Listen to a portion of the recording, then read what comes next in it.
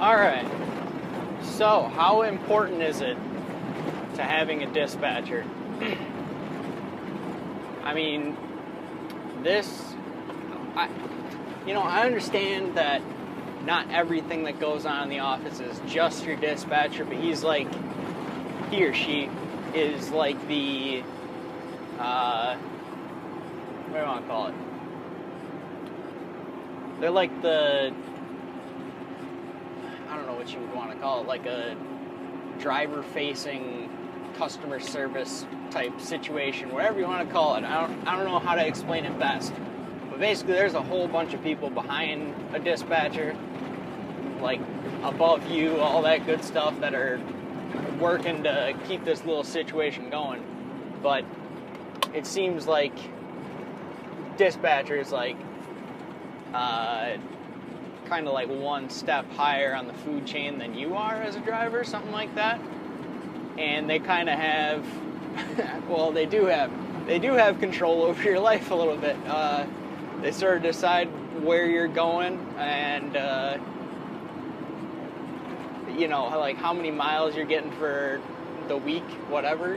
And I mean, that's sort of a load planner situation too. And then yourself as a driver, you're just supposed to carry that stuff out. But I don't know, I'm starting to think that a dispatcher has a little more pull than I thought before, and I'll explain why.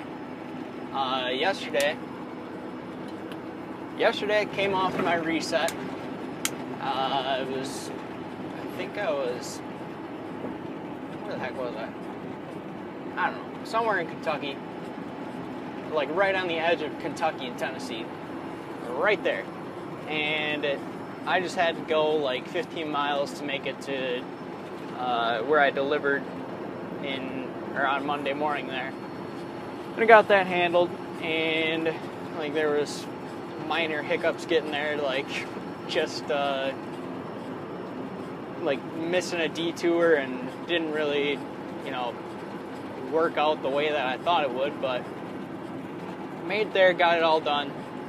And then I was looking for my next load, and the next load that I got was from a place that I had been many times before, and they've always got like pretty dang reasonable loads.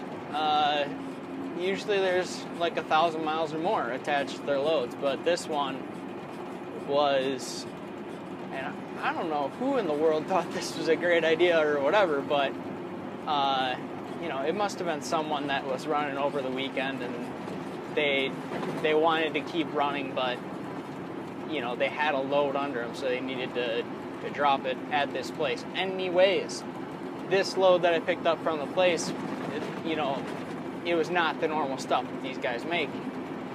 They usually do like metal piping type of stuff. And the stuff that I picked up was lumber. I was like, okay, that's pretty weird. And it only had a little over 100 miles attached to it.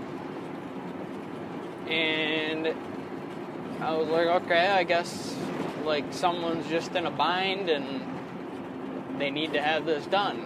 And like, 100 miles is not that far to Deadhead to get back to the place if I was going to do that. And we've got plenty of accounts in that area that have reasonable freight that, would be a good option to,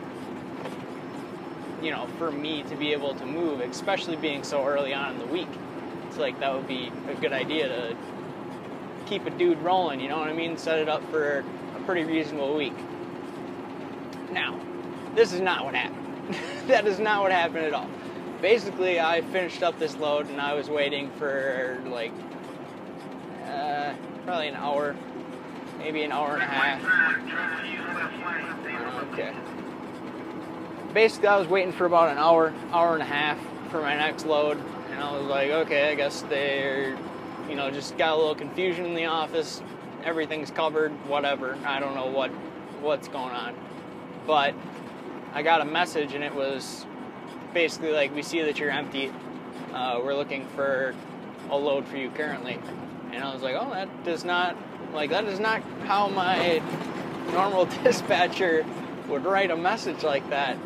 So I checked, and sure enough, it was someone else that I, a different dispatcher that I have no experience with. And usually that is not a good sign. I don't know what in the world it is, but when you got a dispatcher that knows, like I've been with the same dispatcher for 1.5 years, and I feel like he understands how I like to run, and where isn't really that important, but he'll feed me miles that are pretty reasonable for any given week. And this dispatcher, I guess, had no. They must have looked at my situation. They were like, "Oh, he's unloaded twice today, and he's probably tired or something," or whatever they thought. I have no idea. But they sent me this load, and I was like, "Oh, okay." I think I had like 6 or 7 hours on the clock, and I was like, "Okay, I'll go run over there, pick that up, and knock like 200 miles out of the way tonight. Like it'll all be cherry. It'll be good." And this is not what happened. So I show up to the place, and at this point, I was kind of, I don't know, I had a weird, like a real weird feeling about the load itself. It was this is the load that I have right now, and I was like already a little bit agitated with having to wait and getting a short load, and the fact that it was over 100 miles means that I wasn't getting any short haul pay, which it is what it is, but that's really it. It is what it is, but at the same time, I'm like not numb to this, so I was like, okay, this sucks. So I run over there, just a slight bit agitated.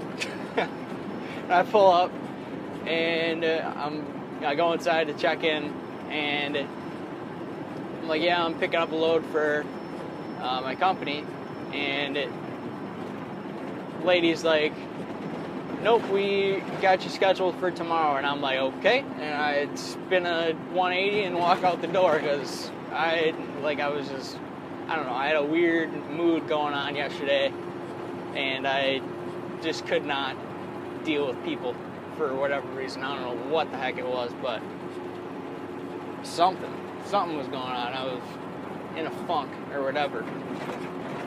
So yeah, I got 248 miles yesterday, which not a good start to the week, but today will be a redeeming day. This load has like 500, like high 500s still attached to it, which is great. That's a good amount of miles, and I've got the time to deal with all of that. So, things will be good, you know what I mean?